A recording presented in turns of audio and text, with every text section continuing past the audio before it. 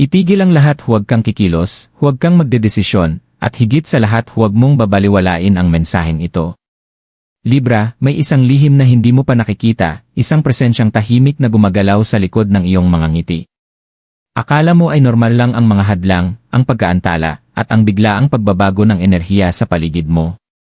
Pero hindi ito basta pagkakataon lamang. May isang taong naiinggit, may isang enerhiyang gustong sirain ang iyong swerte, at habang tumatagal, mas lumalakas ang impluwensya nito. Kung patuloy mong ipipikit ang iyong mga mata, maaaring mawala ang mga biyayang matagal nang inihahanda ng universo para sa iyo.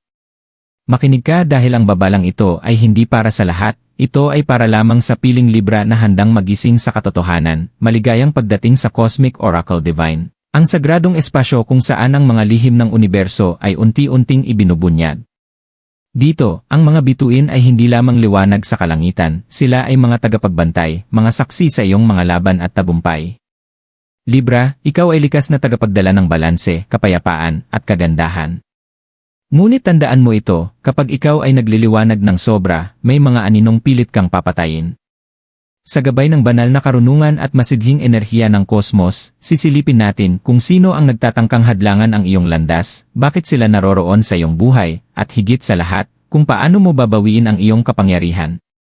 Huminga ka ng malalim, buksan ang iyong isipan, at ihanda ang iyong espiritu, dahil ang mensaheng ito ay maaaring magbago ng takbo ng iyong kapalaran. Libra, ang universo ay bihirang magsalita ng direkta, ngunit kapag ito'y nagbigay ng babala, hindi mo ito maaaring ipagwalang bahala. May mga senyales na matagal nang ipinapadala sa iyo, paulit-ulit na pagkaantala sa iyong mga plano, bigla ang paglamig ng relasyon, at pakiramdam na parang may humihila sa iyo pababa kahit ginagawa mo ang lahat ng tama. Ito ay hindi simpleng malas. Ito ay enerhiyang sinasadya.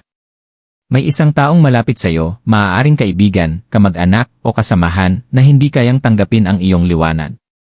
Habang ikaw ay tahimik na umaangat, sila ay lihim na nababalot ng inggit. Hindi lahat ng ngiti ay totoo, at hindi lahat ng papuri ay may mabuting intensyon.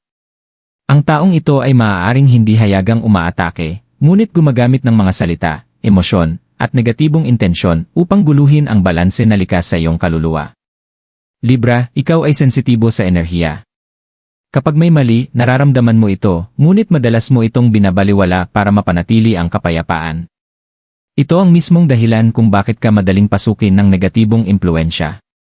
Ang universo ay nagsasabi ngayon, oras na upang piliin ang sarili mo. Sa mga darating na sandali, mapapansin mo kung sino ang tunay na sumusuporta at kung sino ang unti-unting naglalayo sa iyo sa iyong layunin. Huwag kang matakot na magtakda ng hangganan. Ang paglayo ay hindi kahinaan, ito ay proteksyon. Tandaan mo, kapag pinili mong protektahan ang iyong enerhiya, pinipili mo ring buksan ang pinto para sa mas malaking biyaya. Manatili kang gising, Libra. Ang katotohanan ay unti-unting lalantad, at kapag nakita mo na ito, wala nang makakapigil sa iyong swerte na muling dumaloy ng buo at malinaw. Libra, hindi aksidente kung bakit palagi mong nararamdaman ang kakaibang bigat kapag kasama ang ilang tao. Ang universo ay nagbibigay ng pahiwatig sa pamamagitan ng iyong emosyon. Ang taong nagtatangkang sirain ang iyong swerte ay kadalasang nagpapanggap na taga-suporta, ngunit sa loob-loob ay lihim na nakikipagkumpetensya sa iyo. Mapapansin mo ito sa maliliit na bagay, kapag ibinabahagi mo ang iyong pangarap, bigla silang nagiging tahimik. Kapag ikaw ay nagtatagumpay, may halong biro ang kanilang papuri, at kapag ikaw ay nalulugmok, tila mas nagiging aktibo sila. Ang taong ito ay maaaring hindi masama ang intensyon sa simula. Ngunit dahil sa sariling takot at kakulangan, ang kanilang enerhiya ay nagiging lason. At dahil ikaw ay Libra, mapagbigay, maunawain, at laging naghahanap ng balance, madalas mong sinasalo ang bigat na hindi naman sayo. Tandaan mo ito, hindi mo tungkulin na ayusin ang sugat ng iba kung ikaw mismo ay nauubos. May senyales ang kosmos para sa iyo, kapag paulit-ulit kang napapagod sa isang relasyon, kapag palagi kang nag-adjust ngunit sila ay hindi kailanman nagbabago, iyon ay malinaw na mensahe. Hindi lahat ng koneksyon ay dapat manatili. Ang ilan ay dumarating lamang upang turuan ka kung kailan ka dapat bumitaw. Ngayon, hinihikayat ka ng universo na obserbahan, hindi para husgahan, kundi para maliwanagan. Pakinggan ang iyong kutob. Ang iyong puso ay marunong umunawa ng katotohanan kahit tahimik. Kapag natutunan mong pahalagahan ang sarili mong enerhiya, kusa ring mawawala ang kapangyarihan ng mga taong gustong hadlangan ang iyong liwanag. Libra, kapag ikaw ay tumindig sa iyong katotohanan, ang swerte ay muling babalik, mas malinaw, mas matatag, at walang sinuman ang makakasira nito. Libra, ang unang hakbang ng proteksyon ay kamalayan. Kapag alam mo na kung sino at ano ang nagpapabigat sa iyong enerhiya, unti-unti mong nababawi ang kapangyarihang minsan nawala. Hindi mo kailangang makipagtalo o magpaliwanag. Minsan, ang katahimikan at distansya ang pinakamatibay na panangga laban sa negatibong impluensya. Ang universo ay nagpapaalala sa iyo na linisin ang iyong espiritu sa simpleng paraan. Simulan sa pagbitaw sa guilt. Hindi ka masama kapag pinili mong ilayo ang sarili mo sa mga taong paulit-ulit kang sinasaktan, kahit hindi nila ito sinasadya. Ang iyong balanse ay sagrado. Kapag ito ay nasira, pati ang daloy ng swerte ay naantala. Sa mga darating na araw, maglaan ka ng oras para sa sarili. Tahimik na pagninilay, panalangin, o kahit sandaling paghinga ng malalim ay sapat na upang muling ialiin ang iyong enerhiya. Isipin mo ang liwanag na bumabalot sa iyo, isang banal na proteksyon na hindi kayang pasukin ng inggit at masamang intensyon. Kapag ginagawa mo ito, unti-unting hihina ang kapangyarihan ng taong gustong magpabagsak sa iyo. Libra, tandaan mo, kapag ikaw ay nasa tamang balanse, ang universo ay kusang kumikilos pabor sa iyo. Ang mga hadlang ay mawawala, ang mga pintuang nakasara ay muling magbubukas, at ang swerte na akala mo'y nawala ay babalik ng mas malakas kaysa dati. Manalig ka. Ang liwanag mo ay mas makapangyarihan kaysa sa anumang anino. Libra, kapag naputol mo na ang impluensya ng negatibong enerhiya, magsisimula ang isang tahimik ngunit makapangyarihang pagbabago. Mapapansin mo na mas magaan ang iyong pakiramdam, mas malinaw ang iyong isip, at mas mabilis gumalaw ang mga bagay na dati parang nakatigil. Ito ang palatandaan na bumabalik na sa iyo ang likas mong balance, ang sagradong regalo ng iyong tanda. Ang universo ay palaging patas. Kapag pinili mong igalang ang sarili mo, agad nitong inaayos ang mga puwersang pumapaligid sa iyo. Ang mga taong may masamang intensyon ay kusa ng lalayo, hindi dahil pinalayas mo sila, kundi dahil hindi na sila tugma sa iyong mas mataas na panginginig. At sa puwang na kanilang iniwan, papasok ang mga bagong oportunidad, bagong koneksyon, at bagong biyaya. Huwag kang magtaka kung biglang may mga pinto na magbubukas, isang mensahe, isang alok, o isang ideya na tila matagal nang hinihintay ng iyong kaluluwa. Ito ang gantimpala ng universo sa iyong tapang na piliin ang liwanag kaysa sa takot. Tandaan mo, Libra, ang swerte ay hindi nawawala, ito ay bumabalik kapag handa ka na ulit itong tanggapin. Sa puntong ito, hinihikayat ka ng kosmos na manatiling tapat sa iyong sarili. Huwag mo nang ibalik ang mga taong minsang sumira sa iyong kapayapaan. Ang balanse ay hindi kompromiso sa sakit, ito ay pagkakaisa ng isip, puso, at espiritu.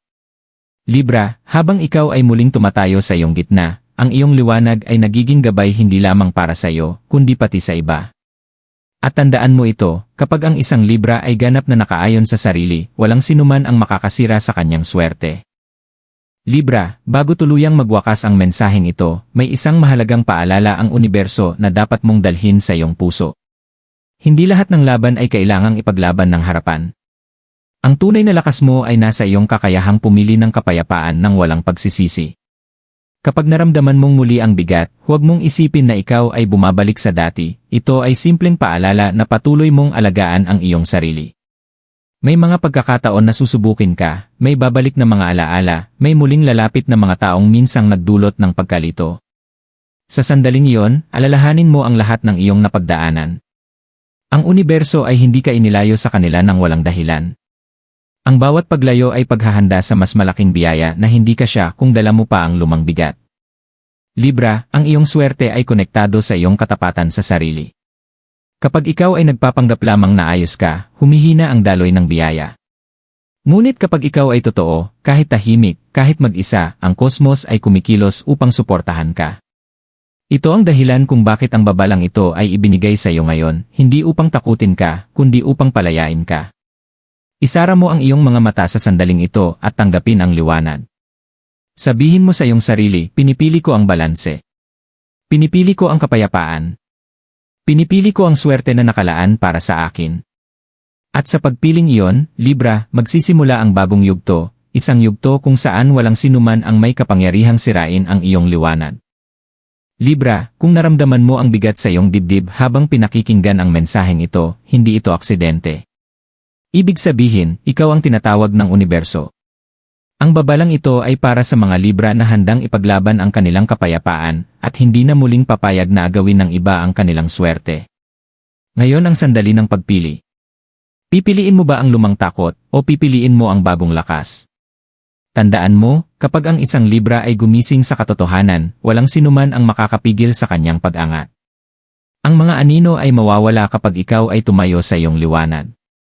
Kung ikaw ay handang putulin ang negatibong koneksyon, kung handa kang protektahan ang iyong enerhiya, at kung handa kang tanggapin ang mga biyayang nakalaan para sa iyo, ipahayag mo ito ngayon. Isulat mo sa comments. Pinipili ko ang balanse, pinipili ko ang swerte, at pinoprotektahan ko ang aking enerhiya. At kung ikaw ay Libra, ay like ang video na ito bilang tanda ng iyong paninindigan. Ay share mo ito sa kapwa Libra na nangangailangan ng babalang ito. At huwag kalimutang mag-subscribe sa Cosmic Oracle Divine, dahil ang universo ay may mas marami pang lihim na mensahe na paparating para lamang sa mga handang magising. Manalig ka. Ang swerte ay bumabalik. At sa pagkakataong ito wala nang makakasira nito.